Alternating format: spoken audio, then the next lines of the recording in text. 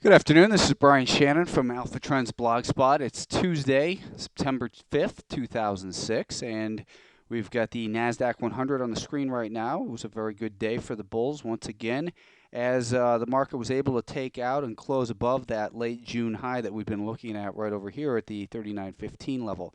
So the market, the bulls did add to their gains, and we saw a pretty good little increase in volume. Still light volume, not anything like people would have had you believe that we were going to see a sudden swell of volume after the Labor Day weekend. But again, it's not volume that pays us; it's price that pays. And clearly, again, it was another good day for the bulls. The market's getting a little extended here short term. Someone asked me today, "What do you think of the markets right now?" And I said basically. That they're in an uptrend, but I remain suspicious. I'm always suspicious, and that's what we have stops for. We were bullish last week. The market's had a nice run. It's getting a little bit extended here, but just because it's extended doesn't mean it can't continue moving higher. We've been eyeing for a while this high right here near 40 and the 200-day moving average at 40 and a quarter, and that's where it looks like this market is heading for a test of at least. When we back it up to the weekly time frame, again, it's bullish to see that it made it back above this trend line, and now holding above there is going to be important going forward. We do have, still a couple declining moving averages that sometimes act as resistance. We'll see what happens as it gets up there, though. Looking at the 10-minute time frame, we saw a little bit of weakness this morning, but that quickly the buyers came back in and pushed it higher. We had a higher high and a higher low in here today. So when we look at the 1-minute time frame, we can see in here that we had a couple struggles with that VWAP early on. The buyers pushed it past the daily pivot right in here, ran it straight up to R2, a little pullback. It remained above VWAP, so there shouldn't have been any reason to get overly aggressive if you were looking to short.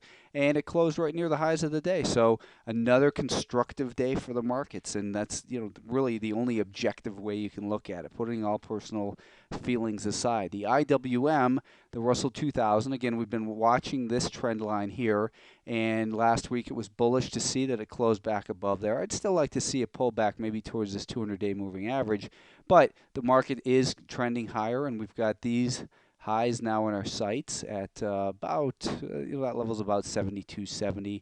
Let's take a look and see exactly what that high was. But that's $72.63. So the IWM, the Russell 2000 shares, are acting bullish as well. And that's the only objective way to look at this market is it's in an uptrend. It's making higher highs and higher lows. And, is it getting extended? Sure, it's a little bit extended, but that doesn't matter. What matters is it keeps going higher. It's only going to matter once it stops going higher and starts turning lower again. The semiconductor holders, the SMH, continue to bullishly hold above this prior level over here that we had been looking at, and I think a lot of people probably have been. But we had support back in mid-May rather, turned into resistance a couple times, and now it's been acting as support near that 33.5 level. It looks like it's pausing and waiting for the 10-day moving average maybe to catch up to it. But we did see a green candle, meaning the close was higher than the open today, and a return of some volume. We had seen that the 33.50 level was tested in here again, and it broke this little pattern of the last 2 days of lower highs and lower lows. It made a higher high and then a higher low, and now back to a higher high again. So these semiconductors are back in an uptrend on the short-term time frame. So they continue again to act very bullish. The Spider, SPY, looks like it's continues to make a run for that 33.5 to 33 to 33.5 level, 133 to 133.5 level that we've been eyeballing for a couple months based on this inverted head and shoulders pattern. It gets extended as well, but a lot of times a strong market will do that. It'll just continue to charge higher. Skeptics will point to 100 different reasons why it can't go any higher. They'll say volume, they'll say Iraq, they'll say, Mideast, whatever their reasons are. Focus on price action because that's the only thing that pays you. And here this market is clearly making a charge higher up towards those highs. And, getting up there is going to put us at multi-year highs again. So let's just take it one day at a time and see how it continues to act. But the market remains strong. We've got all these moving averages heading higher. We've got this 10-minute time frame where we've got these higher highs and higher lows. So right now on the S&Ps, I think that below 130, 130 or so, then I would get a little bit more defensive. And on the Qs, I would say that really down towards 39. We've got a healthy uptrend here. So put your skepticism aside and look for the opportunities that are working. Oil, USO, made another low here today. So this, as far as the USO goes, since it came public, but we've got this prior level of support acting as resistance. We had, again, news and surprises follows the direction of the trend. Today they discovered a huge oil field off the coast somewhere. I didn't even pay attention to it. But the surprises, the news follow the trend. That's bullish for oil. So oil continues in its short-term downtrend or intermediate-term downtrend here. The frustrating part is this damn Halliburton. It just won't crack lower. I don't know what it is about this stock, why it won't go. You've got a lot of other oil stock. It just looks like it's sitting on the edge of a cliff here, waiting to really drop. And as I told you, I've got some puts in this stock, and it just kind of, it looked like maybe it was going to do it early on as it broke below to new lows here for the recent history, but it can't crack lower for whatever reason. So I'm still in some puts there, and let's see what happens with Halliburton.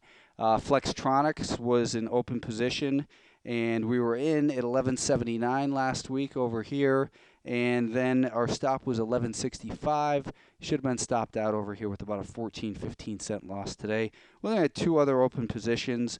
One was Imclone on the short side, symbol IMCL, and we gotten short in there about I think right about here last week at $29.90. Our stop was at 30.30, then we lowered it to 30.20.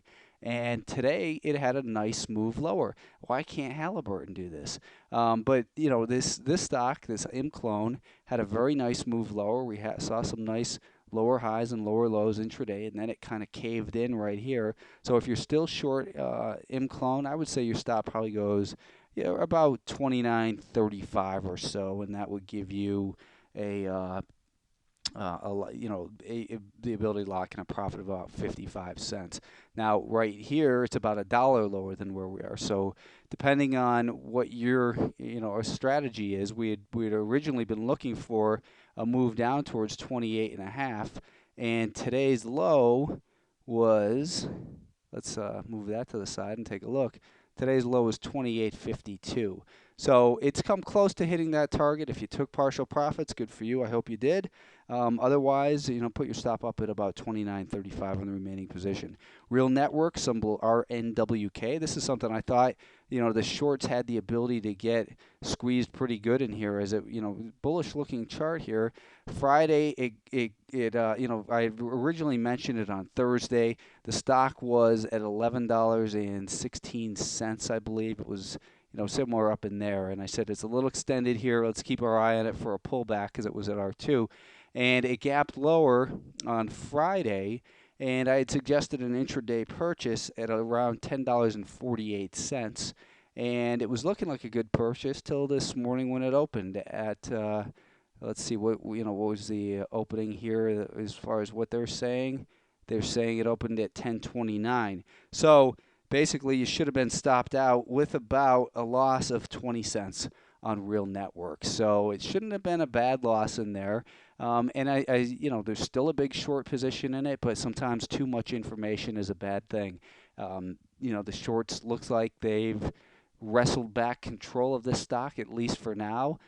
The stock is going to have to go sideways, do some healing, and come back up towards 1060, 1070 before I'm really interested in it again. Right now, there's just no reason to have much interest in RealNetworks on the long side. It's stopped out for a small loss, and that's that. So I'm not going to update any of the stocks that viewers sent in over the weekend. There's just too many of them, and this job doesn't pay enough for me to do that. So thanks for your time. Be sure to come back this evening, and I will come back to you with another video with fresh ideas for tomorrow.